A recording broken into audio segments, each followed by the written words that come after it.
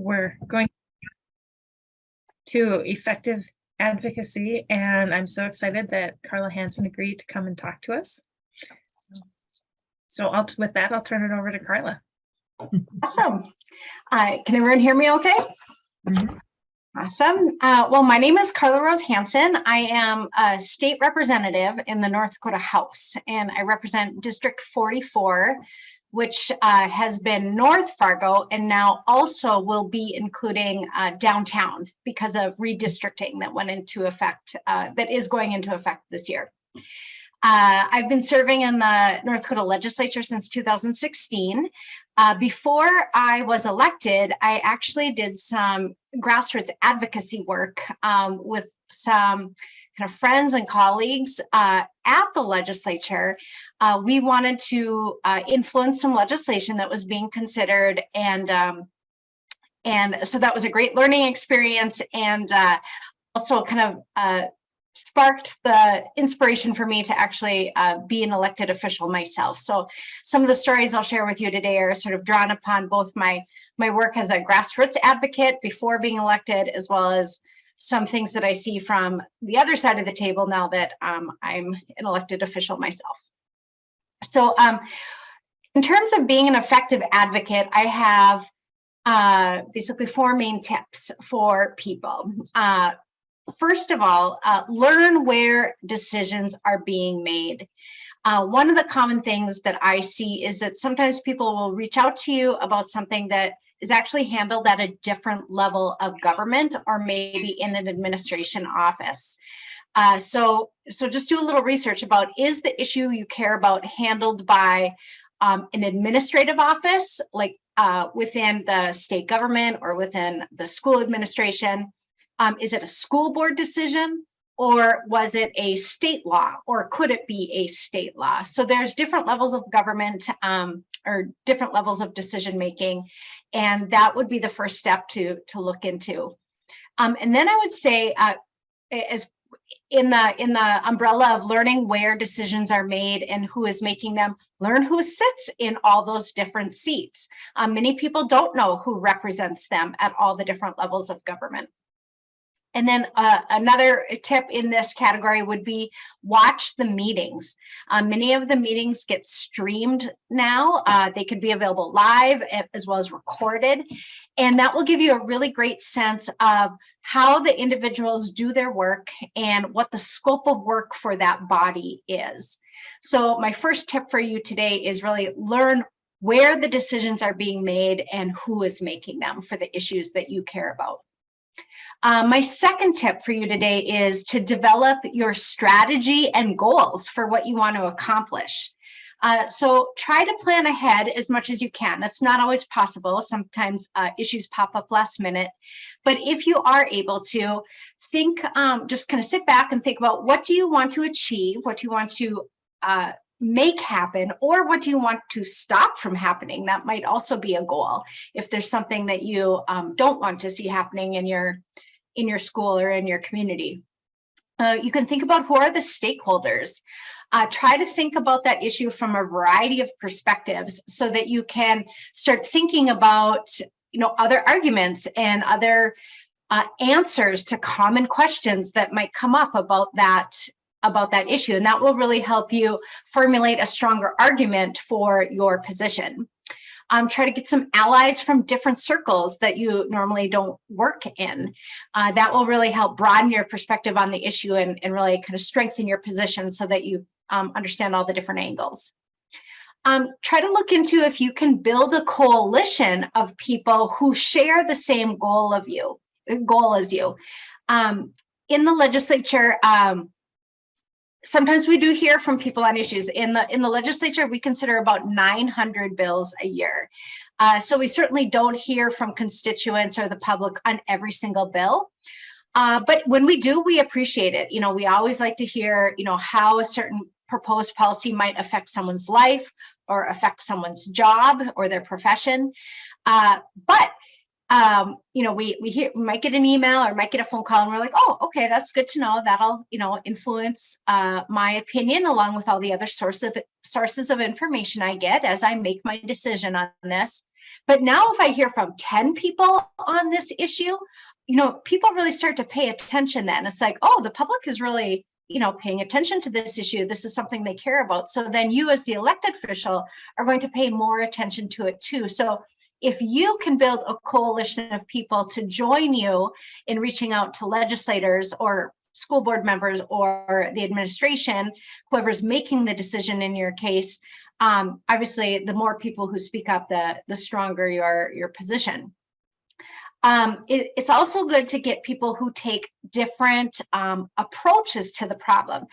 So I mentioned at the beginning that before I was elected, I worked on a kind of a grassroots effort in North Dakota to actually defeat some legislation that was concerning to me and some people I knew. So what we did is we created kind of a grassroots coalition with a whole variety of perspectives included in that, people with different roles. Everyone was concerned about the issue for different reasons. We had doctors who were concerned about this. We had faith leaders who were concerned about this. We had parents, we had grandparents. We just had a whole variety of people, each with their own viewpoint and set of experiences on why they were concerned about this particular policy. But we were all unified in the outcome that we want to achieve, which was we wanted this legislation defeated. So it can be really strong if you can build a coalition with kind of a wide variety of people. So that's the second tip. Develop your strategy, develop your goals. Try to think ahead about how best to approach the issue. The third tip I would give people is to foster relationships with the decision makers, ideally in a proactive manner. Not always possible, but that would be the ideal situation. So once you learn, like step one was learning who the decision makers are and which bodies they serve on, watching the meetings and kind of getting a sense for who they are, how they work, what their priorities are.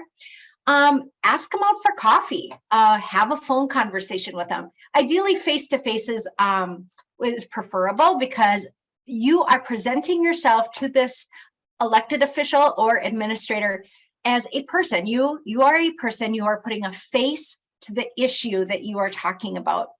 A great example might be like here in my district, two parents might come and ask me out for coffee, and they have a child with type 1 diabetes. And they said, here are all the different challenges we face with getting healthcare for our child.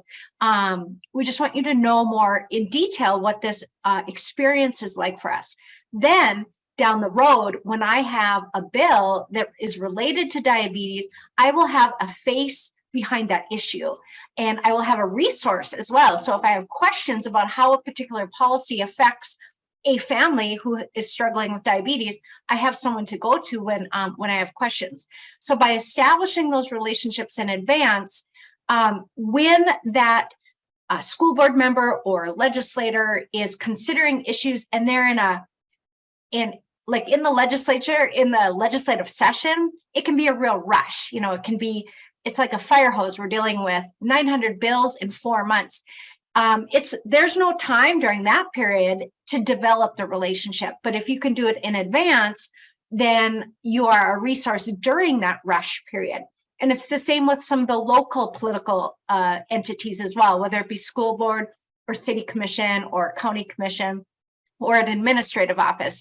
If you develop the relationship in advance, when there's a situation developed, this may be more urgent or in the moment, you already have a relationship established with that decision maker, and it's a lot easier to have them understand your position and have a face behind the issue.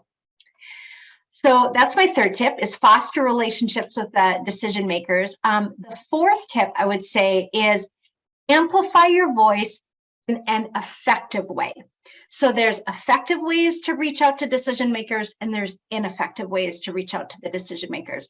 Now, like I said, obviously it's great when you can establish that proactive relationship, but there are also ways of contacting people and communicating with them that actually hurt your cause. So first of all, most people send emails, which is great. I love emails because I'm able to kind of keep all those together and really review them at the time. So I might say, oh, here are the 20 emails I got on this bill, can kind of read through them, all at once. And that's effective for me. Other people might like, other types of communications too, but that's, and other types are great for me too, but I like kind of keeping all mine together in email. So because we do get a lot of email as lawmakers, and I'm sure other elected officials at different levels of government get the same, try to keep it brief. We don't have time to read, pages and pages from every individual. So try to keep it brief and succinct. Right away in your email, tell us who you are and your address. You would not believe the number of emails I get where people don't actually share their name or their address. And so then I'm like, well, I don't know. Are you a constituent or not? I'm not sure. So that is much more powerful if you're like, my name is Paul and I live on 5th Street in your district. It's a lot more effective if, it's an anonymous email. So then also summarize what your request is of the person right away. Try to do it in the subject line if you can, but definitely in the first line or two. And what that request might be, please consider voting yes or no on XYZ topic or XYZ bill if you know that level of detail. Or it might be a high level request like, directionally, I would like you to generally support this philosophy of mine. And that's okay too. It doesn't always have to be about a specific proposed policy or a specific bill. It can just be, in general, I would like you to do more to bring our school in this direction or our state, in this direction on this particular topic. And that's okay too. The other tip related to being effective is don't be afraid to use some personal stories as well as facts. For the decision makers you're sending this to, those two different things might resonate differently for different decision makers. Some people are really, find personal stories compelling. And so you saying, here is why I care about this issue. My family has dealt with this, and, just a couple sentences to really make it personal. But some decision makers find facts and data more compelling. And so that might be another element to consider. Be respectful. Do not threaten the person you're sending this to by saying, if you don't do what I want, I'm going to make sure that you are never reelected in this town again, or something like that. That's not a way to influence people. So don't do name calling, no threats, things like that. And then my final tip related to the effective communications is, if you have gathered a coalition of people to all go to that either administrator or elected official about an issue, do not copy and paste the same message across all of your communications to them. It is important to be consistent with your message. So maybe you are saying, we want XYZ policy defeated because we don't think it's the best thing for kids because of this reason. So maybe there's a line that's a commonality, but all of them should be personalized to you. It's like, but my name is Jeff and I care about it for this reason. My name is Katie and this is my reason. So that they're all a little different. So as lawmakers, we get a ton of copy and paste emails where everyone says the exact same thing. And it's a legitimate contact, right? This is a citizen who's concerned about this issue, but it's more powerful when you have customized it and made it more personal.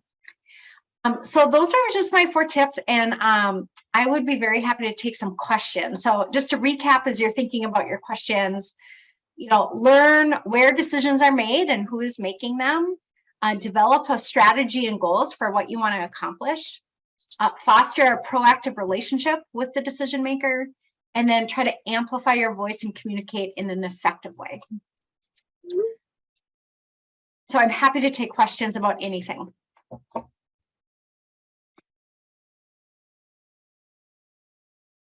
I'm just going to say, I love that you're a politician and you're kind and you're nice and you're open and you'll have a conversation and not scream. And well, and that's right. I mean, so being civil goes both ways, right?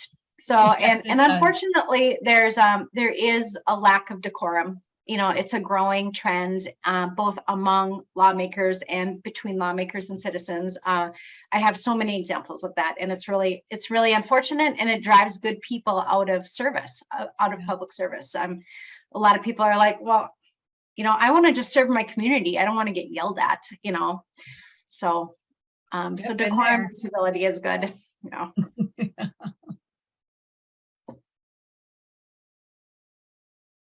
Any questions about advocacy or anything else? Thank you for the tips, because those of us who haven't been on your side don't always know, how should I do this so that it means something to the person I'm speaking with. And even with PTA, I've been to the Hill a number of times, and often I go, I wonder, did I do that right? Did I give the right information? Did I, you just hope that when the person you're speaking with takes the time, and you as a person takes the time, that it's a worthwhile use of time, I guess. Exactly. Yeah. And I love the reminder that even when we get these form letters that they want us to copy and paste, it's like, don't do that. Actually take time to add your personal story to them. Mm-hmm. Yeah. Thank you for coming and talking today, Carla, because so often people hear that advocacy is part of PTA, and then they kind of get weirded out because, oh, I don't want to do that. I just want to be involved in my kid's school, which is all fine and well. Some people do enjoy that, and others would rather not. So it's wonderful for them to support the people who are willing to do that work. And it shouldn't be a scary word. We tell people all the time, well, have you requested something for your child? A teacher, a homework, a book? Well, yeah, okay, you just advocated. Oh, so it's hard to help people kind of get their brain around that piece of it. Yeah. And I would say when we hear from citizens, it is really powerful. We've been talking mostly about communication, right? Like having a coffee with someone or sending an email. There's also formal ways to advocate, like testifying in front of a bill, or speaking at a meeting. And, a lot of these same tips apply, obviously, having, being brief, using stories and facts. Obviously, you want to be civil when you provide formal testimony in front of a committee. But it is really powerful when a regular citizen comes to testify in front of a bill in the legislature. And people can also do it remotely too. So if there is something happening at the state level, we now have the technology, silver lining of COVID, we accelerated our capabilities related to that. So you can kind of beam in and kind of like we're doing today and provide your testimony. And we have a lot of lobbyists who will testify on different bills, and that's great. That's their job, and they're experts in their area. So we're very used to that. It is more unusual to have just a regular citizen come into the hearing and say, this is my business and this is how this bill would affect my business. Or let me tell you about my family. This is how this bill would actually affect my family or me and my profession or something like that. And so it's really powerful because, that means citizens are paying attention, and we will really understand, how is this going to impact people, not just like the official position from a statewide advocacy organization or a company or something like that. Thanks, Carla. I really liked your first point was, finding out where the decisions are made, because we hear and think about it so much as like parents with our kids in school complaining about what's happening at school. And then we complain to or try and advocate to the teachers or just the principal.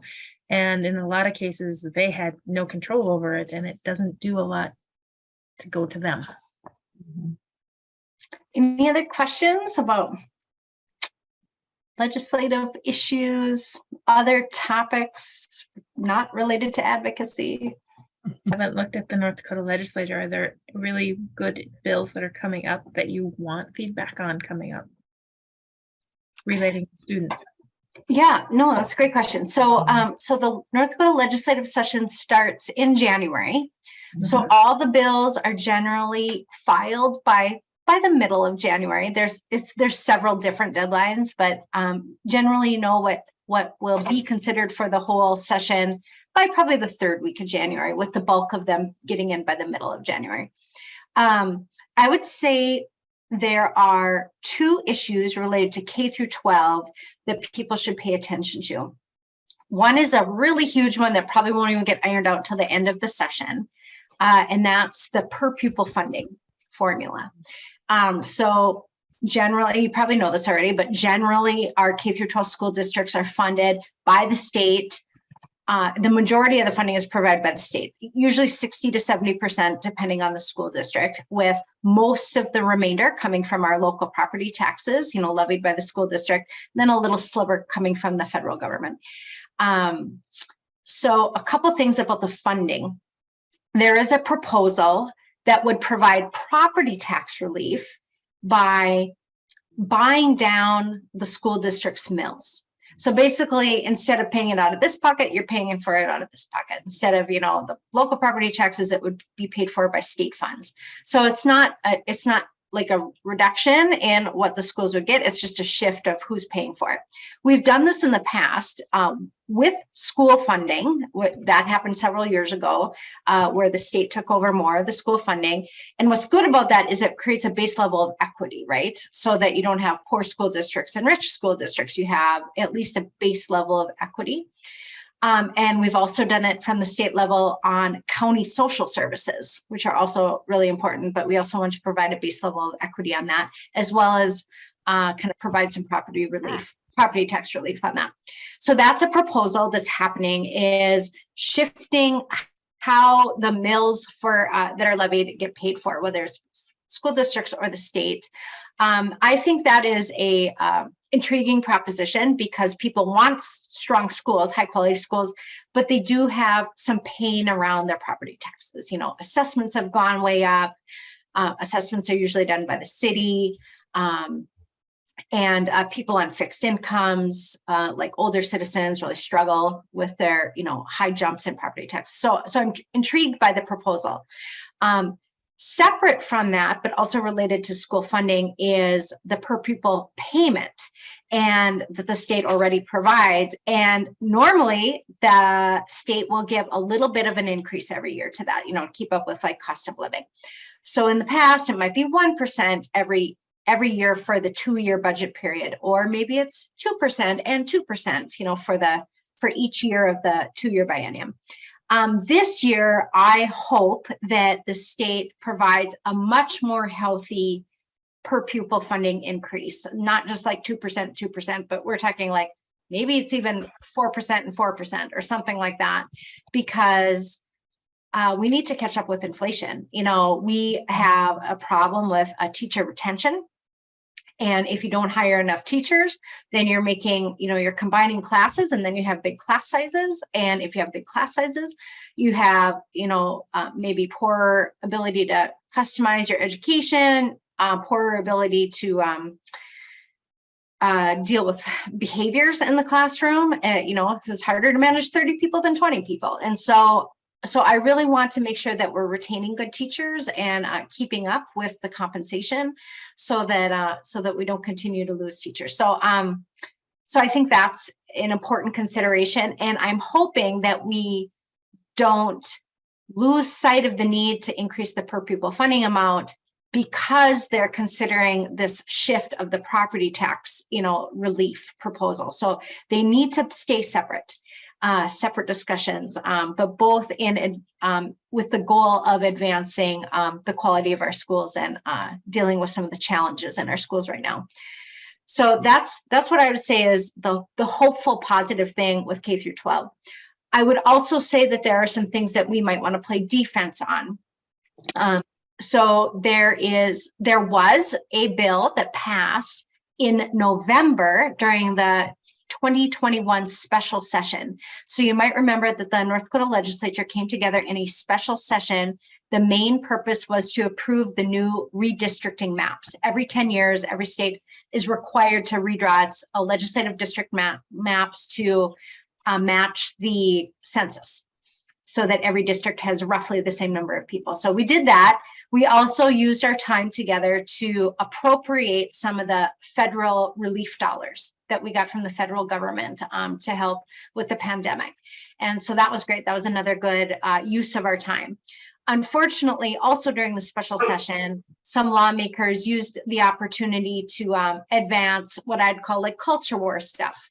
So we had things about masks and vaccines, and then we also passed a bill that banned critical race theory in our K through 12 schools. Well, of course, you all know that critical race theory has never been taught in North Dakota's K through 12 schools. It's a graduate level course. But unfortunately, there are people who conflate other issues with critical race theory. So they conflate things like diversity, equity, and inclusion, or even LGBT issues or gender identity. So things that don't have anything to do with race. So what's happening is then people who are teachers who are dealing with normal history lessons, literature lessons, things like that, or administrative efforts on diversity training for staff, things like that, is getting conflated with this concept called critical race theory. And it's, so it's unfortunate. So we passed this bill in November saying, okay, we're not going to teach something we're not teaching. So, okay. Now the same people who are proponents of that want to put teeth in it. I'm using their words. And so during the January 2023 session, when we convene, we're expecting a proposal that says they want to use some of the surplus money that North Dakota is enjoying right now. We have a very healthy financial state, and hire people into the AG's office to investigate teachers who are suspected of teaching critical race theory. Of course, again, they're conflating it with things that have nothing to do with this. So you're going to have investigations. They want to set up an 800 number, for you can, tell on a teacher, I guess, and have actual law enforcement officials investigate teachers for doing this. And if you think that we have a teacher retention problem now, it's like, this is just, sending the message that we don't trust these professionals. And I think it would be a terrible message and a terrible move. So I would say PTAs would be great to, get to know your state lawmakers, advocate for strong funding, so that we can do these positive things, but then say, we don't need to waste your time on these other kind of culture war things. Great. Thanks, Carla, for bringing those to our attention, because some of us don't spend as much time looking at those issues as we should. Is Any other questions? I should be shocked at what you just shared, but part of me just is not, with so much that has gone on in the last couple of years.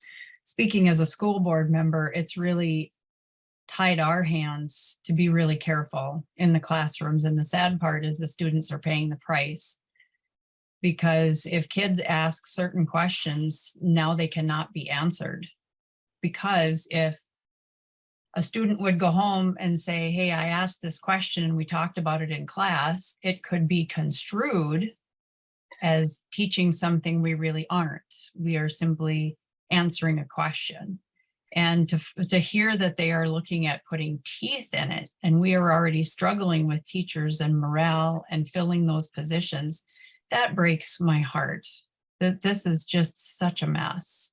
So thanks for the heads up on that one. Yeah, it really creates a chilling effect on those professionals who, might not be able to do really what's needed. So.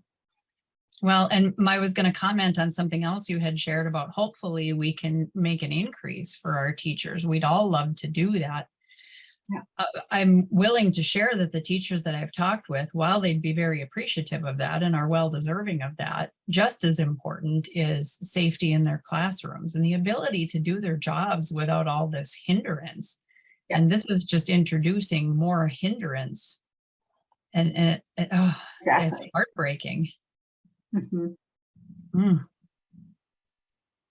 So thank you. If you need me for anything, call me. I'll help. Well, and there can be individuals who advocate, for or against these different things, but also groups, so you could say, hey, the Horace Mann PTA, wants this, or, the Fargo Public School Board, takes this official position. There's power in that as well. So. Yeah, and Robin leads us on a lot of this. So I've told her as well, if you need a body, if you need someone to help, I'll help. Yeah. And Robin is very skilled in this area. She has a good understanding of the issues and the players and the impact. So, she's a good leader for this topic. Well, thank you so much for joining us, Carla. I've You're really welcome. appreciated all the information. Yes, you are very welcome. So good luck with the rest of your day. Okay. Thank you. Thanks, Carla. Thank you again. Bye, guys. Bye. Bye.